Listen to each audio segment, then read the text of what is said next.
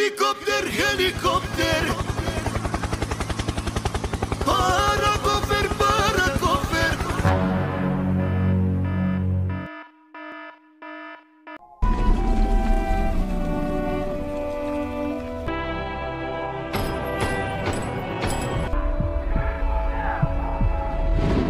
Berlokasi di masa Perang Dunia, kisah ini akan mengikuti Desmond Doss. Kita panggil saja Desmond, seorang bocah polos yang tinggal bersama keluarganya. Ia sering bermain dengan sang kakak di halaman rumah, tanpa menyadari betapa kelamnya masa lalu yang menyelimuti keluarga mereka. Karena ayah mereka adalah seorang mantan veteran perang, satu dari sedikit prajurit yang berhasil pulang, di antaranya banyak pasukan yang telah merenggut ribuan nyawa. Sejak kembali dari perang, sang ayah tak pernah benar-benar pulih. Trauma akibat teman-temannya yang gugur di medan perang, membuatnya terjerumus dalam alkohol, menjadikannya sosok yang pemurung, pemabuk, dan mudah tersulut emosi.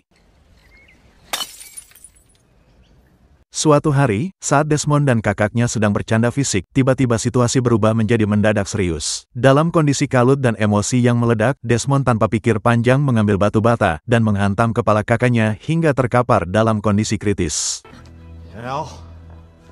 Al, you hear me?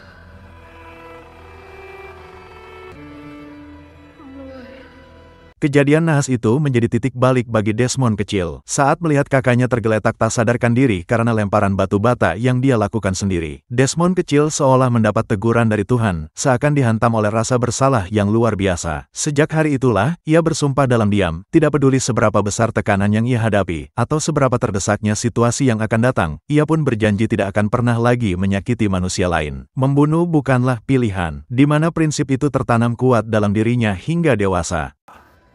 Nothing hurts his heart so much.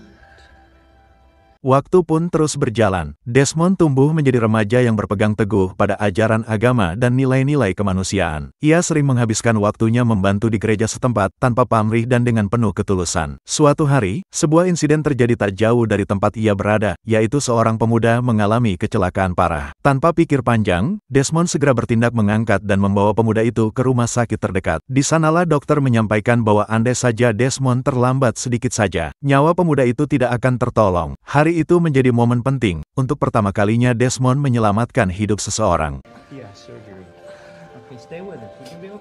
Ketika sedang berjalan menyusuri rumah sakit, pandangan Desmond tertuju pada seorang perawat muda bernama Dorothy. Wajahnya yang lembut dan sikapnya yang ramah langsung mencuri perhatian Desmond. Sejak pertemuan singkat itu, Desmond mendadak jadi sering mondar-mandir ke rumah sakit, bukan karena alasan medis, tapi semata-mata untuk bisa melihat Dorothy lagi.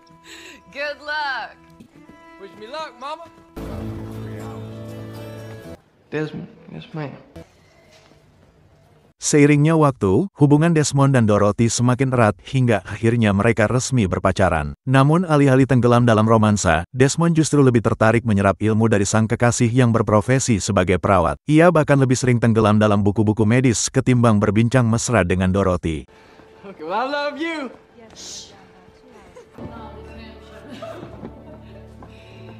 Saat makan malam, suasana keluarga mendadak berubah ketika sang kakak datang mengenakan seragam tentara. Ia menyatakan tekadnya untuk ikut berperang di Perang Dunia Kedua. Reaksi sang ayah tak terbendung. Ia menangis, dibayangi kenangan kelam tentang rekan-rekan seperjuangannya yang gugur di medan perang. Tapi karena sang kakak tetap bersikukuh, kepergian itu pun tak terelakkan.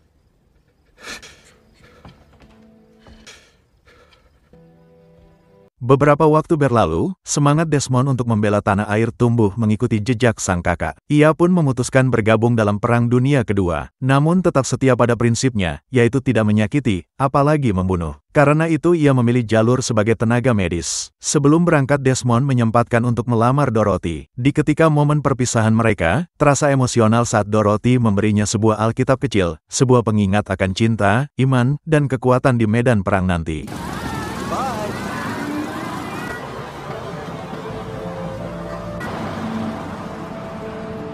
Saat tiba di kamp pelatihan militer, Desmond langsung diperkenalkan dengan rekan-rekan kadet yang akan menjadi timnya. Tak seperti yang ia bayangkan sebelumnya. Suasana di sana justru hangat. Para kadet ternyata sosok-sosok yang ramah dan bersahabat, membuat Desmond merasa cukup diterima di lingkungan barunya. That's Smitty over there. Thinks she's some kind of cowboy. That's Tex Lewis over there whipping Kaczynski's ass. That's Walker and Pinnock over there. Paul Kaczynski, nice to meet you. Pretending they're card sharp.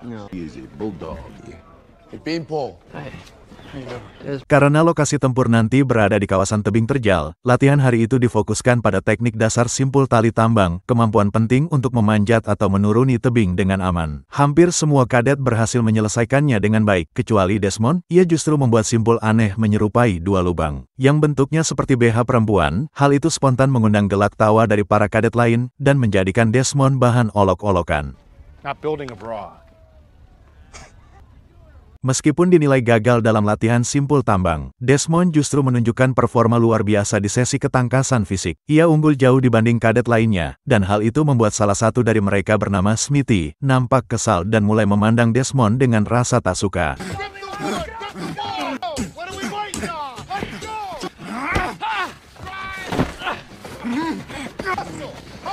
Usai latihan fisik, Desmond dan rekan-rekannya memasuki sesi latihan menembak. Di saat satu persatu kadet mengambil senjatanya, hingga tersisa satu senapan lagi, yang ternyata milik Desmond. Namun, Desmond dengan tegas menolak mengambilnya. Ia menjelaskan bahwa keyakinan agamanya melarang dirinya untuk menyentuh senjata, apalagi sampai menghilangkan nyawa orang lain.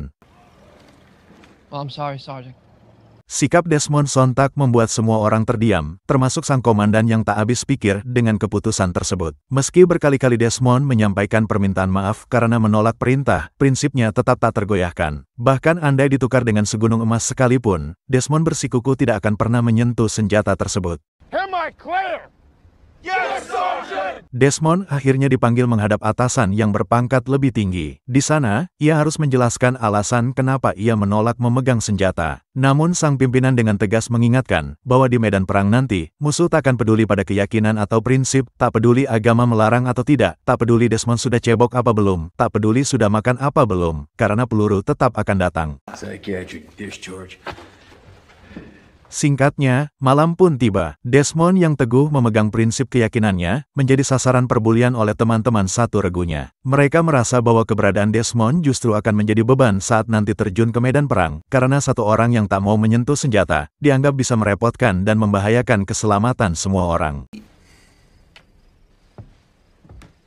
Hari demi hari, berbagai bentuk hukuman silih berganti diberikan kepada Desmond. Dimulai dari keliling markas di bawah terik matahari, membersihkan toilet. Semuanya dilakukan dengan satu tujuan, yaitu untuk mematahkan prinsipnya yang tak mau menyentuh senjata. Namun meski tubuhnya lelah dan mentalnya ditekan, Desmond tetap bertahan tanpa goyah sedikitpun.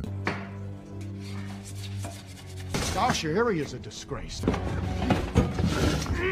Hingga tibalah suatu malam, ketika batas kesabaran rekan-rekan setimnya benar-benar habis. Sikap Desmond yang dianggap sok suci dan terlalu fanatik agama, membuat mereka sepakat melampiaskan kekesalan dengan menghajarnya ramai-ramai hingga wajahnya lebam tak karuan. Anehnya, keesokan paginya saat sang komandan menanyakan siapa pelakunya, Desmond justru menjawab, I got extra guard duty. dan ya, bukannya mengadukan perlakuan yang ia terima, Desmond justru mengatakan bahwa semua luka itu hanyalah akibat terjatuh dari tempat tidurnya. Jawaban itu membuat satu barak terdiam, dihantam rasa malu. Namun ujian tak berhenti di situ saja. Desmond kembali mendapat masalah saat ia kembali menolak perintah untuk memegang senjata dari pimpinan tertinggi. Sikapnya dianggap sebagai bentuk pembangkangan, dan ia pun dijebloskan ke sel militer. Ironisnya, hukuman itu juga membuatnya gagal hadir di hari pernikahan yang sudah lama direncanakan dengan Dorothy, momen yang akhirnya harus dibatalkan sepenuhnya. That is a direct order from a company commander!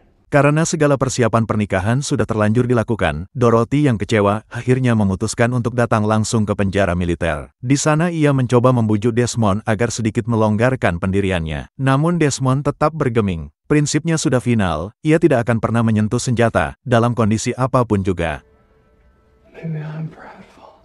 Tibalah hari sidang militer yang akan menentukan masa depan Desmond. Ia berdiri seolah menunggu keputusan di ruang persidangan, sementara tiga orang atasannya secara bergantian memberi kesaksian yang memberatkannya, menuduh Desmond sebagai pembangkang dan penolak perang yang dianggap mempermalukan militer. Desmond benar-benar terpojok, sampai akhirnya sang ayah muncul. Ia adalah veteran Perang Dunia Pertama, dan datang membawa sepucuk surat resmi dari Panglima Militer. Dalam surat tersebut tertulis bahwa keputusan Desmond untuk bergabung sebagai petugas medis tanpa senjata senjata bukanlah bentuk pembangkangan, melainkan keyakinan agama yang sah secara hukum. Keputusannya untuk tidak memegang senjata sepenuhnya dilindungi konstitusi dan tidak bisa dipidanakan oleh aturan militer. Setelah selesai sidang, keputusan resmi pun keluar. Desmond dinyatakan tidak bersalah dan diperbolehkan melanjutkan pelatihan sebagai tenaga medis tanpa senjata. Dengan statusnya yang telah pulih, Desmond akhirnya mendapat cuti militer. Ia pun segera memanfaatkan kesempatan itu untuk menikahi Dorothy.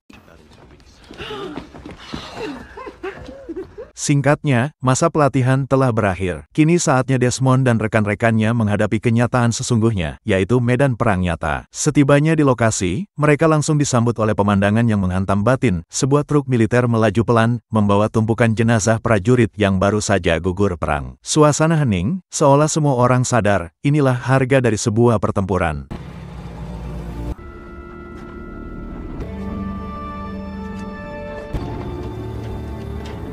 Setibanya di pos terakhir sebelum melangkah ke zona merah, Desmond berjumpa dengan dua petugas medis yang tersisa, satu-satunya tim medis yang masih bertahan. Itu berarti, hanya mereka bertiga yang kini menjadi harapan terakhir, andai nanti ada prajurit yang jatuh dan butuh pertolongan.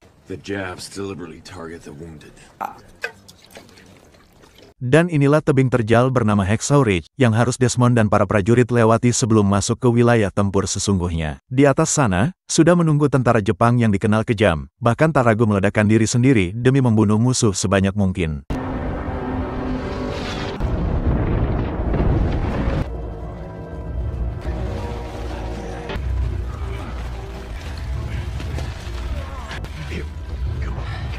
Begitu berhasil mencapai puncak, mereka langsung disambut pemandangan horor dengan puluhan mayat prajurit berserakan tanpa nyawa. Di mana ketegangan semakin memuncak saat pasukan Jepang tiba-tiba menggempur lebih dulu tanpa memberi waktu lebih dulu.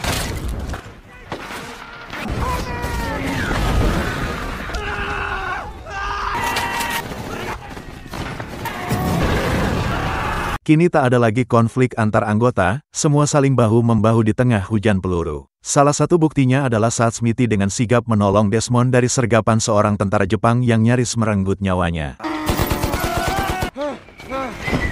Sebagai tenaga medis, Desmond hanya fokus mencari para prajurit yang masih bernyawa. Saat menemukan Paul dalam kondisi kritis dan tak mampu bergerak, beberapa menyarankan untuk meninggalkannya. Namun sesuai prinsip hidupnya, Desmond tetap mengangkat tubuh Paul dan membawanya turun melewati tebing, demi mendapatkan penanganan medis secepatnya.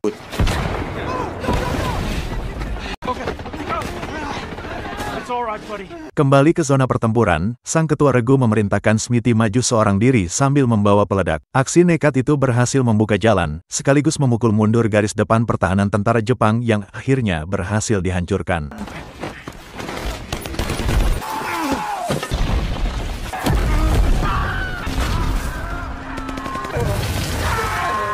Ketika menjelang malam sudah mulai tiba, sang komandan memerintahkan pasukan untuk beristirahat. Namun Desmond memilih tetap menyisir area pertempuran, mencari korban yang masih bernyawa, ditemani oleh Smithy yang setia mendampinginya. I'll go with him.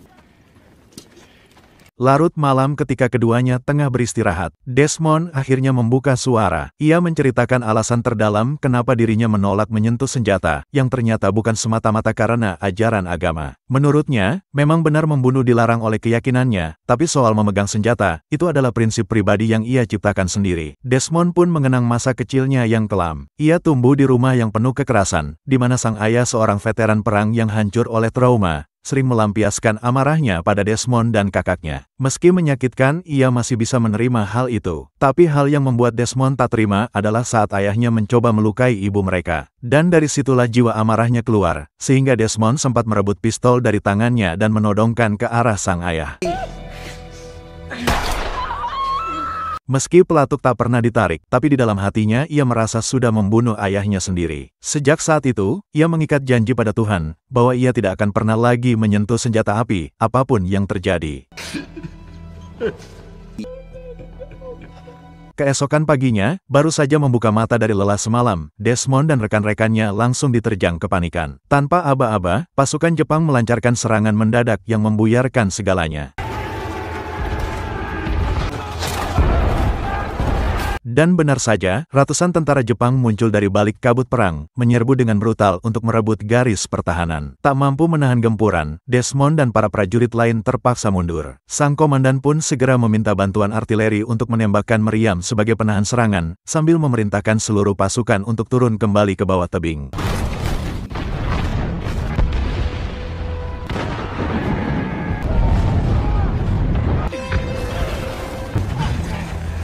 Setelah banyak rekan gugur di medan pertempuran, kini giliran Smithy yang terkena tembakan. Desmond berlari menyelamatkannya dan mencoba membawanya ke tepi tebing. Namun belum sempat diturunkan ke bawah untuk ditangani, Smithy lebih dulu menghembuskan napas terakhirnya.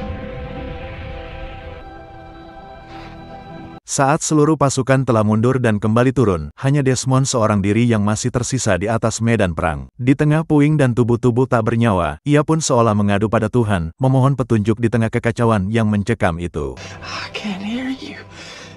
What is it you want of me? Dengan langkah alon-alon asal kelakon, Desmond kembali menyusuri zona merah yang sunyi dan berbahaya. Satu demi satu, ia menemukan rekan-rekannya yang masih bernyawa, lalu membawa mereka ke tepi tebing. Dan siapa sangka, simpul tali yang mirip BH perempuan kini justru menjadi penyelamat. Dengan teknik itu, ia menurunkan para korban satu persatu ke bawah, ke tempat tim medis yang sudah siap menjemput mereka.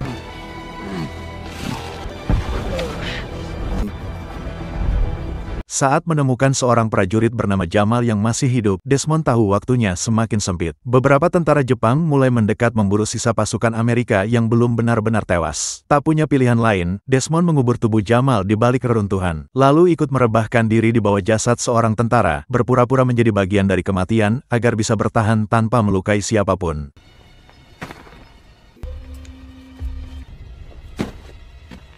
Setelah memastikan Jamal aman, Desmond kembali menyusuri puing-puing pertempuran, menghindari patroli musuh sambil mencari siapa tahu masih ada prajurit lain yang bisa diselamatkan. Dalam langkah yang tadi sengaja, ia menemukan sebuah celah di tanah yang ternyata mengarah ke bunker bawah tanah, markas rahasia milik pasukan Jepang.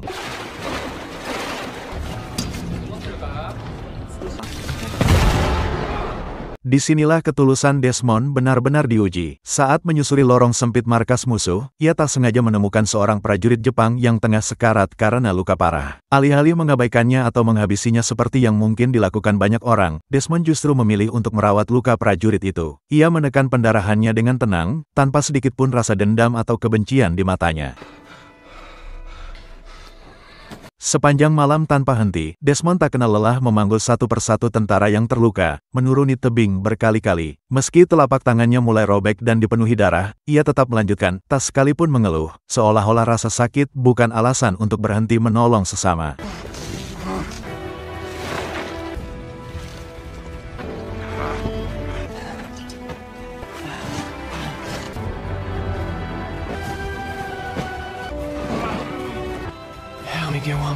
Saking banyaknya tentara yang berdatangan untuk dirawat, para dokter mulai kewalahan dan saling bertanya-tanya, dari mana datangnya semua korban ini. Seorang prajurit yang bertugas menarik tandu menjawab singkat, yaitu ada satu orang gila di atas sana. Dia turunin semua yang terluka, bahkan bukan tentara Amerika saja, melainkan beberapa di antaranya ada juga tentara Jepang. One more. Help me get one more. Didn't make it. I'm back with you directly. Keesokan paginya, tanpa tidur sedikit pun, Desmond tetap bertahan tanpa keluhan. Saat itu, ia tak sengaja menemukan komandannya bersama seorang prajurit bernama Freddy yang sudah tergeletak dalam kondisi parah. Tanpa ragu, Desmond meminta sang komandan untuk menunggu sebentar, karena ia harus lebih dulu menyelamatkan Freddy yang kondisinya sangat parah. Setelah Freddy berhasil dibawa ke ruang perawatan, sang kapten akhirnya datang dan baru menyadari betapa banyak tentaranya yang berhasil dievakuasi. Ia benar-benar tak percaya saat diberitahu bahwa semua itu dilakukan oleh satu orang saja, orang yang dulu sempat ia ragukan saat sidang militer. Dan ya, orang itu adalah Desmond Doss.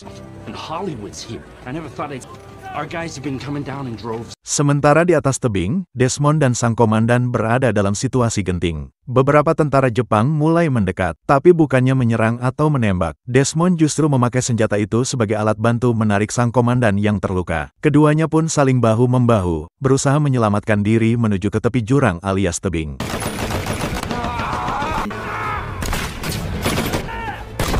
Saat Desmond mulai mengikat simpul tali untuk menurunkan sang komandan, si komandan hanya bisa terdiam. Rasa bersalah menyelimutinya saat teringat pernah mengejek simpul buatannya yang disebut seperti BH. Namun justru simpul itulah yang kini menyelamatkan nyawanya dari kepungan tentara Jepang yang makin mendekat.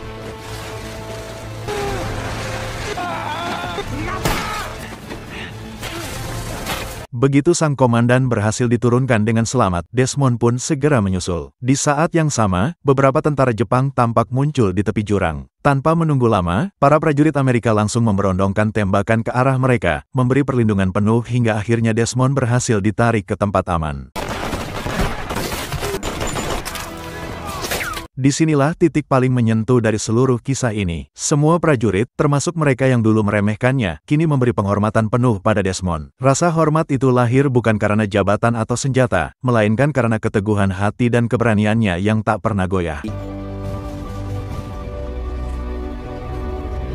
Sesampainya di zona aman, Desmond membersihkan diri lalu duduk seorang diri, kembali menenangkan hati dengan membuka lembar demi lembar Alkitab miliknya. Tak lama, datanglah sang kapten yang dulu pernah meragukannya. Dengan nada tulus, ia meminta maaf atas semua perlakuan di masa lalu, bahkan memohon agar Desmond bersedia memimpin doa sebelum mereka kembali perang.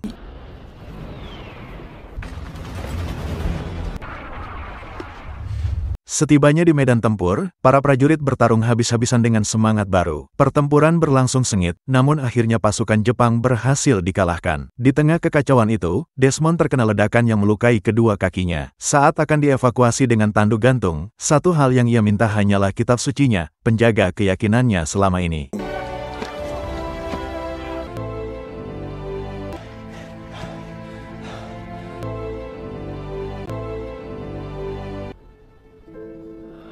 Film ini diangkat dari kisah nyata Desmond Doss, seorang prajurit medis yang tanpa senjata berhasil menyelamatkan setidaknya 75 nyawa di medan perang. Ia tercatat sebagai penentang perang pertama yang dianugerahi Medal of Honor. Desmond meninggal dunia pada Maret tahun 2006 di usia 87 tahun. Man, he just lit up.